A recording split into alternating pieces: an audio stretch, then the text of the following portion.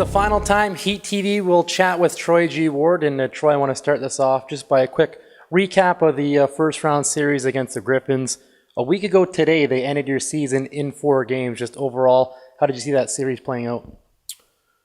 Well, Brandon's game 1 was probably the most critical component of that series, at least for the Abbotsford Heat. Played a great game, had a lot of scoring chances. By our calculations, it was 30-10, and that's a lot. And we just didn't score. I thought Mrazek obviously was the difference in the game. Orts was equally as good in that game. I thought as the game wore on, I thought they got some good quality looks in the second overtime, as we did, but they found a way to get the goal right at the end of the second OT, and I thought that bled into game 2. I was hoping that we could respond really quickly because obviously we played them the next night here at home, and as we had done all year, we kind of wanted that scenario, and we didn't have the legs, we didn't have the bounce we wanted, and obviously game 2 was tough. But we got a chance to respond, and we got a chance to regather ourselves. I thought we were really well prepared for game 3 in Grand Rapids and won that game. I wouldn't say handedly, but we carried the play, I thought, most of the game. Obviously, we scored late in the game to win it. And then I thought game 4 was kind of back and forth. I thought we were in a position late in the third, middle of the third there, where I thought we were as equal. And again, we just didn't get some timely goals. We had a couple open net goals where the goalie was out and net's wide open. We just didn't find ways to score goals in that series. So in the end of the day, I thought the power play was a difference in that series. They were a little bit better than we were. And, the timeliness of the goals, I thought, was a factor. So here we are in the home locker room, and just by judging all of the empty stalls, players are already, for most of them anyways, are back home already getting ready for the summer. Just explain what exactly happens in the days after the season comes to an end up until this point. Well, we got back, and then right away you try and get right into the NHL management comes down usually, and we were lucky this year because it worked out for Brad. Obviously, Brad Treleving's the new general manager.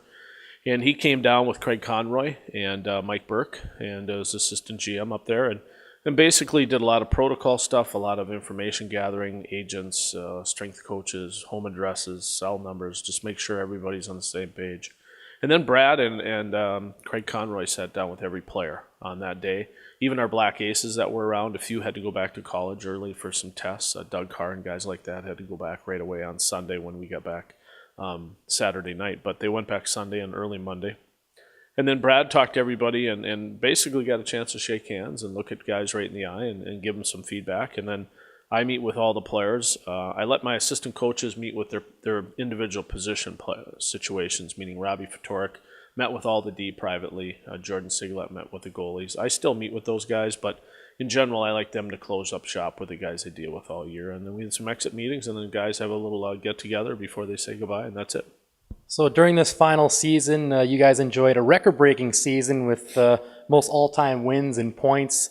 Just break down the regular season, if you will, because it was kind of like 2 halves. From October to January was a real young team. Dean Arsini was the only vet. And then from January on, they really started to fill up with veterans with experience. Yeah, it did, and I think it's a good call by you. It was 2 different seasons, and it's been that way, I think, almost for 3 years that I was here in Abbotsford as a head coach.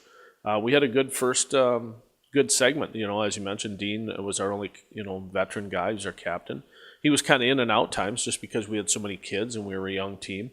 And the guys did a great job. You talk about coaching and you talk about motivating people. Like the kids were hungry, they wanted to learn, and they were here. And I thought Dean did an outstanding job of just corralling them, so to speak, and keeping them on the same page. And then we got an influx, couple of trades, and Trevor Gillies walked in, not by way of trade, but came in as a kind of a free agent. Corey Locke came in the Mark Ndari deal.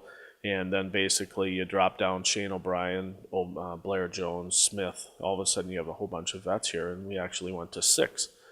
Thankfully enough, we had some injuries down the stretch. We really had to sit any vets for the most part, healthy scratch-wise a few times. But the second half was good too.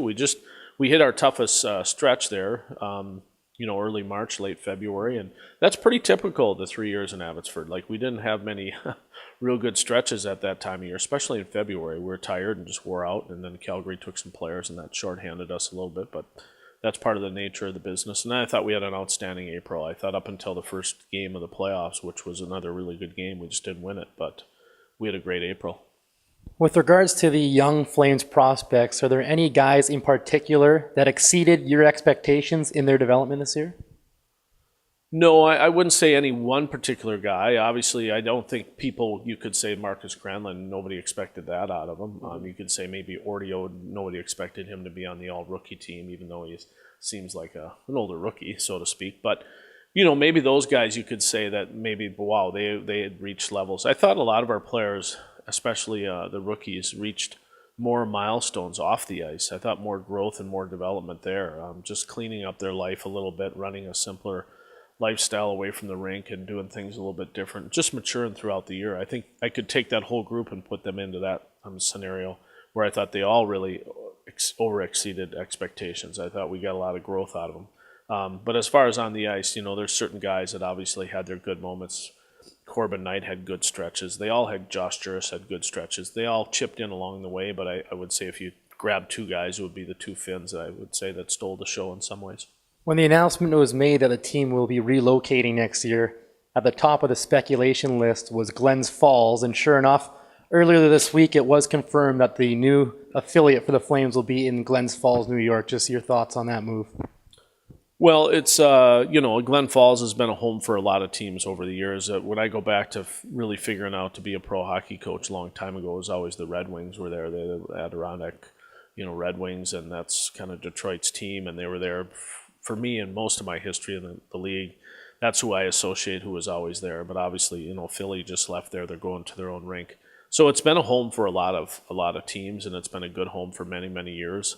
And that's what management felt was the best place for us to go at this particular time, with the Flyers vacating that property and wanting a tenant to come in there. So, we just kind of go wherever they say we're going to go. That's just the way we roll, and we just get a moving van and away we go. And but as far as what's the expectations or how do I think it'll be? I think it'll be just like this place. They'll be warm, they'll be welcoming, and they'll enjoy hopefully watching us play. And in the media, the last few weeks, a lot's been made of your future. Your deal's up with the Calgary Flames. Have you put a lot of thought into what exactly is going to happen with you here in the next couple of months?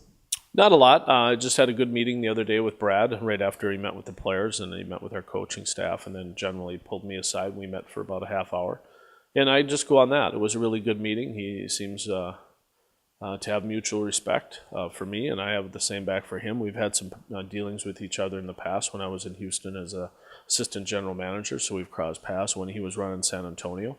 But in general, we've got to get to know each other, and I thought the initial meeting was great, and I look forward. Right now I work for the Flames. I'm kind of still an Abbotsford Heat guy until I get to Glens Falls, so here we sit in Abbotsford, and we got a lot of work still ahead of us to finish up the season in the next week here, but we'll see how it goes with Brad, but I've enjoyed meeting him and enjoyed the process. And finally, Troy, the floor is yours, your opportunity to give thanks and recap your time with the Abbotsford Heat.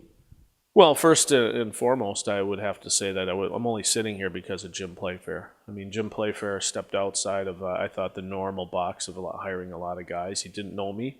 He hired me cold, meaning we had sat down in the Vancouver airport in the summer prior to me taking the job, and then he's the one that believed in me enough that I could help him and be a part of his staff. And so I came up here with him and Steve O'Rourke. I'd give thanks to him, and Steve O'Rourke's a good man, and they both welcomed me in. Obviously, they'd both been here the year prior to that, and that kind of got me rolling. I got to know Holditch and the front office staff in Calgary pretty well through my first year, and was fortunate enough to be named the head coach here. It's not easy in this business, and you spend a lot of time hoping and working hard to see if you can get that opportunity to lead a team, and I was able to do that. So many thanks to the Calgary management. Jay Feaster and John Weisbrod were the guys that really brought me in, and I have to owe them a lot of thanks, especially Jay and like I said, Jim Playfair. And so thanks to those people, and the biggest thanks I would just say on behalf of our team and on behalf of the staff as I represent them here today, just great thanks to Abbotsford and thanks to the fans and thanks to all the people that worked. Our front office staff was outstanding. They worked really hard. We all know that we sat here at different times and we worked under difficult circumstances. We understand that. We've been in the Vancouver backyard for the 5 years we've been here, but that didn't stop the passion. It didn't stop the pride. It didn't stop how much people cared about the red and white, and they just got a chance to cheer for a color and a team and something that they could have an identity with. So for all the fans that are heartbroken and spent a lot of time here and spent a lot of money on the Abbotsford Heat, and mostly just their support. I want to say thank you, and I wish you all the best, and that you're successful, and that you're happy, and you're healthy, and hopefully we as a group, as we leave here, we can continue to be happy and healthy in our new home, and we can continue to grow hockey players. Really appreciate you taking the time to do this all year. Thanks, Troy. You're welcome.